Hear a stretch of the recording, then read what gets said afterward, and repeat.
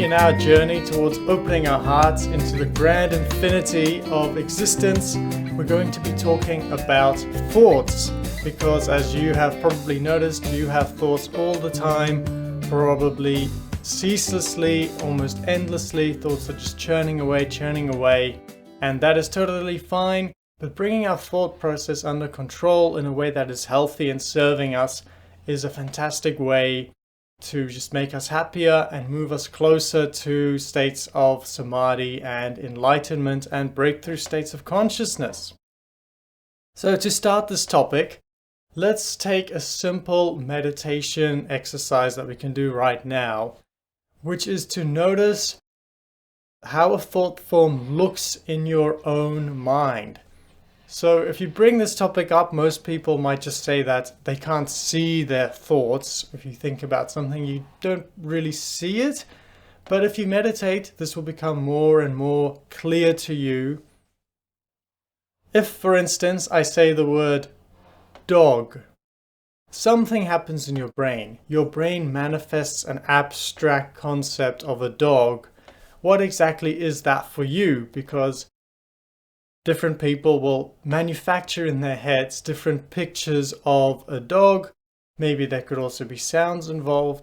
But for you personally, does this dog, was it a small dog or a big dog? A hairy dog or a not so hairy dog? Was it a vicious dog or a friendly dog? Just the simple word dog triggers within you something where your mind forms a picture of a dog. And that's just one word. If you string a sentence together, like the dog ran down the road chasing a cat, that put something in your head. Your brain created visuals, abstract visuals, perhaps not in perfect clarity, but you can sort of ask yourself these questions again. What type of dog was it? How big was the dog? Was the dog barking? What sort of cat was it? How fast were they going? What did the street look like? Was it day or night? All of those things were happening in your head that you maybe just took for granted. But if you meditate, you can just get more and more clarity on how your thoughts actually look and as they happen moment by moment. And this is very useful for many reasons.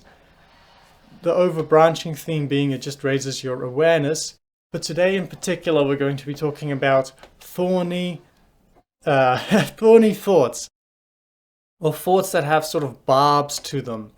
And the reason I use this image, I don't think it's a metaphor. For me, many times when I'm seeing my thoughts, a lot of them literally have barbs or razors in them.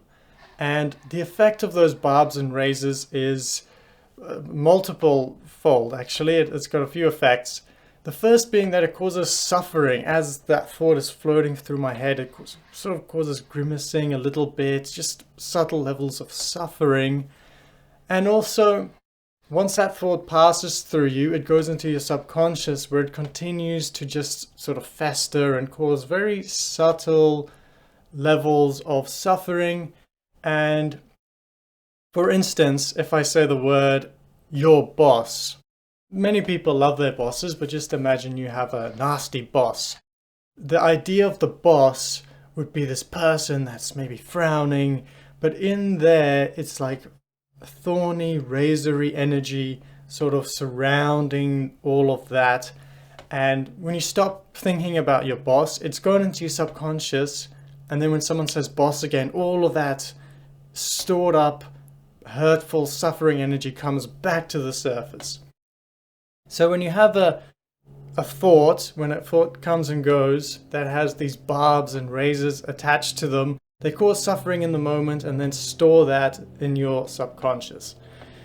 So that's really just why we want to not have or minimize the amount of thorny and razory thoughts we have, because it causes suffering within us and it causes all sorts of illusions as well, and it basically controls us in life rather than us living from awareness and from fulfillment.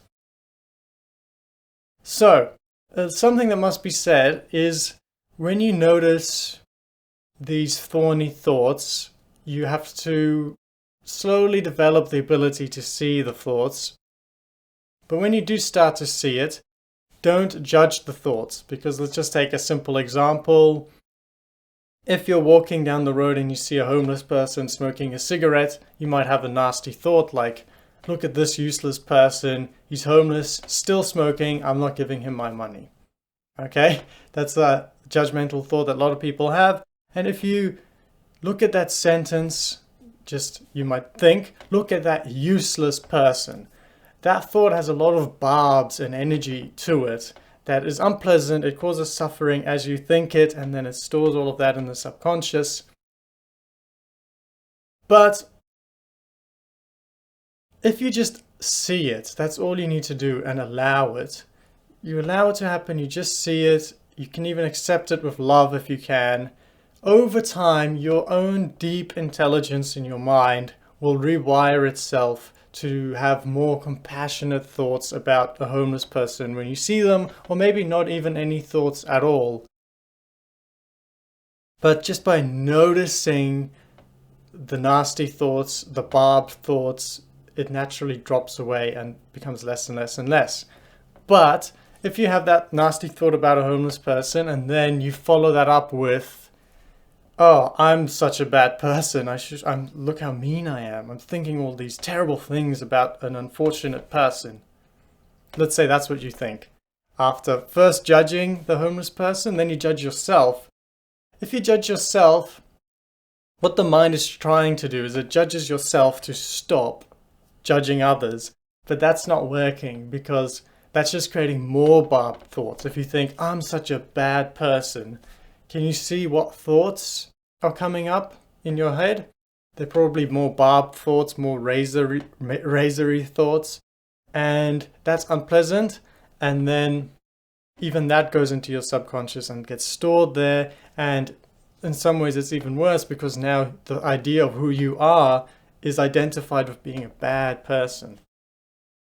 So if you have negative thoughts, or not negative thoughts, thoughts that have barbs to them and razors to them and sharpness to them, that cut and entangle and that just cause a bit of suffering in you, don't judge yourself, just see it and accept it, try to love it, just by becoming aware and conscious of the thought and allowing it to come and go cleanly as you can.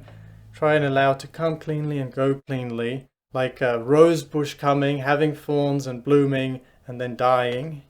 Just totally accepting it as cleanly as you can. That's the best way for your own mind's intelligence to drop that. And slowly your vocabulary will probably change. Instead of thinking something like, look at that worthless person, you might just see a person.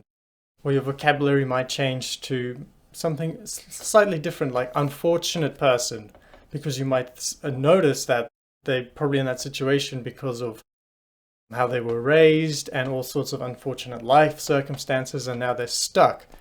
So it's a process that will take time. It's not going to happen overnight.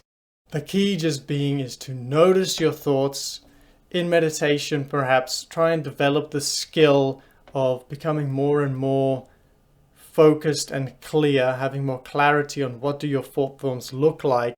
And once you develop that skill, you can start to see the razory thorniness of some of your thoughts, and simply by becoming aware of it and allowing it, your thought forms will change over time. All your thought forms need to evolve into something more healthy is consciousness and awareness.